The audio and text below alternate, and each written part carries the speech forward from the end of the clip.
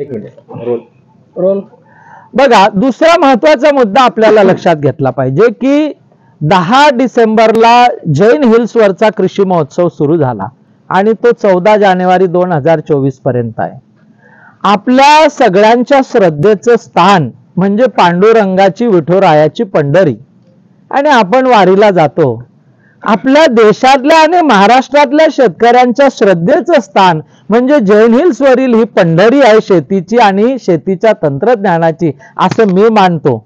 आणि म्हणून आपण सगळ्यांनी या महोत्सवामध्ये सहभागी होणं गरजेचं आहे. कारण इथं आपल्याला केळीच्या 6 जाती आहे.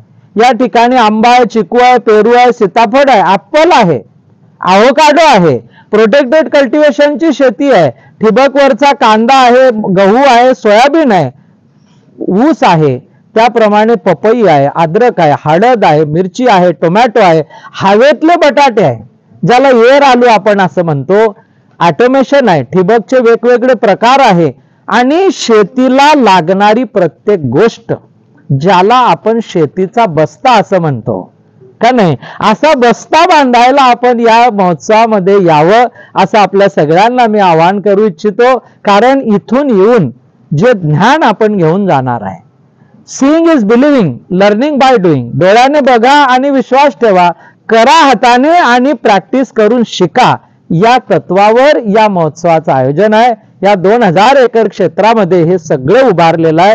लाईव्ह डेमॉन्स्ट्रेशन सगळे या ठिकाणी आहे.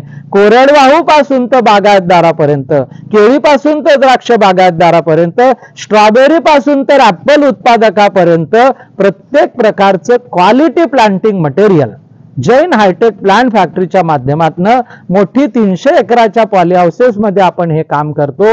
हे सगळं आपण यावं, बघावं. जगातली सगळ्यात मोठी टिश्यू कल्चर लॅब, जगातलं सगळ्यात मोठं टिश्यू कल्चरचं हार्डनिंगचं सेंटर, हे सुद्धा आपण या ठिकाणी येऊन बघावं.